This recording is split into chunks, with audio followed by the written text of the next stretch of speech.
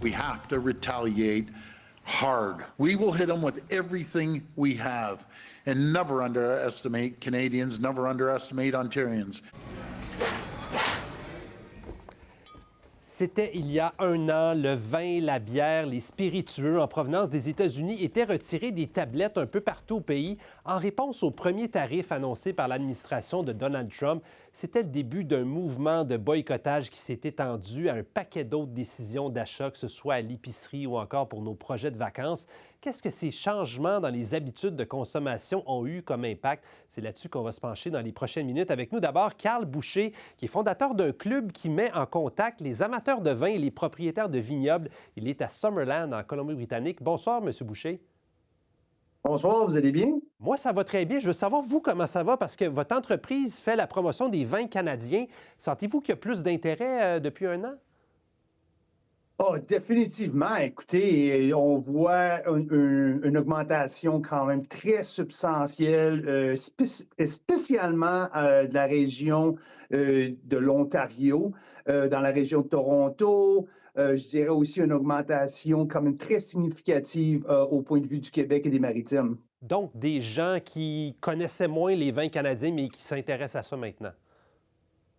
Je vous dirais que c'est exactement le cas. Les gens qui avaient leur vin régulier, qui achetaient régulièrement les Rombauer, les Meiomi, les ménages à trois, les vins qui étaient quand même sur les tablettes des magasins de l'Ontario et du Québec, très populaires, les gens ont quand même ont pris le goût à avoir des produits de remplacement, que je pourrais dire, canadiens.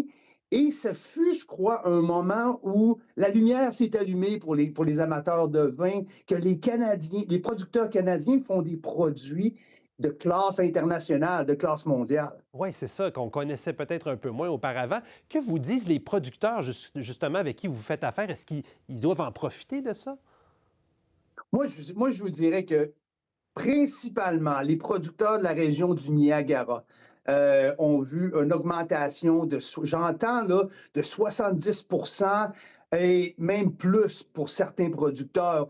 Je crois que la décision de M. Ford de remplacer les produits américains par des produits locaux a été la décision qui a eu le plus d'impact à travers le Canada. Il y a d'autres gouvernements provinciaux qui n'ont pas pris la même décision.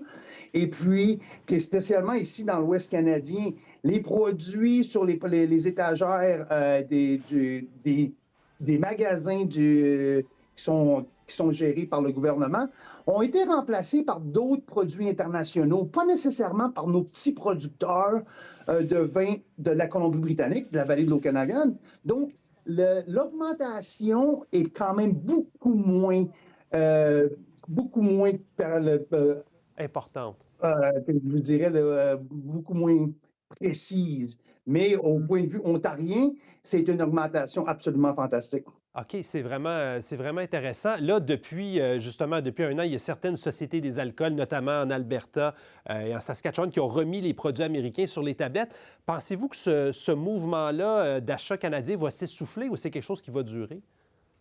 Moi, je crois que les gens ont eu la chance de goûter la qualité des produits canadiens, donc je crois que ça va rester. Là, présentement, on attend toujours d'une réponse pour que les gouvernements viennent à une entente pour les livraisons à travers chaque province. Ça demeure un point de friction à travers les gouvernements provinciaux, spécialement en Alberta, où ils ont inscrit une autre taxe pour les producteurs des vins de la Colombie-Britannique. Donc, qu'est-ce qui impère un petit peu là, la facilité des producteurs de l'Ouest canadien de pouvoir envoyer leurs produits dans différentes... mais les gens se sont aperçus de la qualité. Ça, je crois que c'est un des points les plus importants. Les gens avaient peur dans le passé d'acheter des produits canadiens dans le sens qu'on n'était pas sûr si la qualité était à la même hauteur que les produits français de la vallée du Rhône ou les produits chiliens ou les produits de la Bourgogne, un petit peu partout à travers le monde. Et puis, avec l'augmentation de la visibilité, qu'est-ce que ce programme a apporté? Je vous dirais que c'est que les gens ont été en contact avec les produits canadiens et puis ont réalisé la qualité et la beauté de nos vins. Et c'est ça qui va probablement rester. C'est une excellente nouvelle, en tout cas, pour notre économie. Monsieur Boucher, merci beaucoup de nous avoir parlé. Très apprécié. Ben, ça fait plaisir. Merci beaucoup. Et là, on va poursuivre la conversation avec Pascal Thériault, qui est agronome et économiste, professeur à l'Université McGill. Bonsoir, Monsieur Thériault. Bonsoir. On s'était parlé, vous et moi, il y a un an, jour pour jour. On se demandait jusqu'où irait ce mouvement de boycottage des produits américains. De quelle façon le comportement des consommateurs a changé? Bien, d'entrée de jeu, il faut dire qu'il y a eu quand même un très bon mouvement de nationalisme alimentaire et les gens voulaient acheter canadien. Donc, les détaillants d'alimentation nous ont donné une meilleure offre de produits canadiens. Ensuite est venue la phase de confusion. Qu'est-ce qui est vraiment canadien? Qu'est-ce qui ne l'est pas? On sait que certains produits étaient mal identifiés comme produits canadiens. Ensuite, on avait les produits produits au Canada. On avait les produits du Canada qui lui causaient une confusion supplémentaire. Puis, ben, entre ça, l'inflation alimentaire est venue un petit peu gâcher la partie. Car je pense que les consommateurs veulent acheter canadien, veulent continuer à acheter canadien, mais le portefeuille dit quelque chose d'un peu différent actuellement. Donc, on va vers le produit le moins cher systématiquement dans bien des cas. Donc, il y a eu une espèce de retour du balancier vers certains produits américains. C'est ce que vous observez? Bien, c'est surtout un essoufflement. Je pense que les consommateurs ont dû faire des choix. À prix équivalent, il y a encore beaucoup d'achats canadiens qui se fait de préférence. Et il faut le dire, les produits canadiens ne sont pas systématiquement plus chers que les produits américains, mais dans certains cas, les produits américains sont moins chers. Et donc, les Canadiens sont allés vers les produits américains. Pour ce qui est de l'identification des produits, vous parlez effectivement au départ, là, on sentait que c'était un peu mêlant. Est-ce que ça s'est amélioré? C'est plus clair maintenant pour les gens de savoir qu'est-ce qui est canadien, qu'est-ce qui ne l'est pas? Bien, je crois qu'au niveau des détaillants, il y a moins cette urgence d'essayer d'identifier les produits, donc moins de risque d'erreur. Et le consommateur comprend davantage aussi ce qu'il achète. Je pense qu'on a appris avec le temps à faire la part des choses, de mieux comprendre les aliments. Ce n'est pas parce que c'est une compagnie américaine que c'est nécessairement mauvais si le produit est fabriqué au Canada.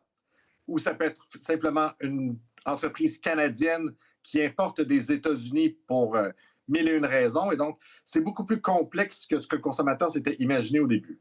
Et pour ce qui est des producteurs, des entreprises canadiennes, est-ce qu'il y a eu des bénéfices là aussi, comme on l'a vu pour le vin, cet engouement pour l'achat local? Il y a des gens qui en ont profité en quelque sorte?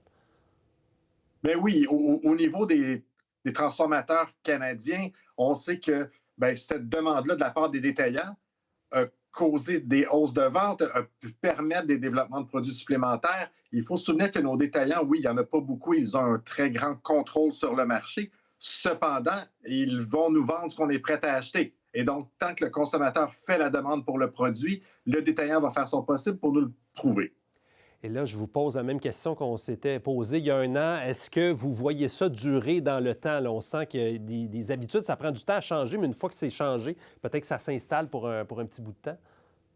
Eh bien voilà, des boycotts, ça ne dure pas. Un changement d'habitude, ça a une certaine tendance à durer.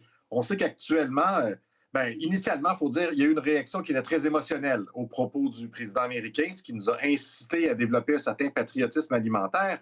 Mais là, depuis un bout de temps, on semble s'être habitué à l'ensemble de ces propos. C'est moins un choc. On rentre dans une ronde de négociation pour l'accord de libre-échange Canada, États-Unis, Mexique. Est-ce qu'il va nous sortir d'autres commentaires qui vont faire en sorte qu'on va vouloir manger encore plus canadien? C'est fort probable. Ça va coïncider avec l'arrivée de l'été. Donc, nos producteurs agricoles vont être capables de nous fournir davantage de produits locaux. Donc, ce n'est pas impossible qu'on retrouve un certain engouement pour les produits canadiens au cours de l'été. Ce qui n'est quand même pas une mauvaise chose, c'est ce qu'on peut en tirer comme conclusion. Merci beaucoup, M. Thériault. Ça me fait plaisir.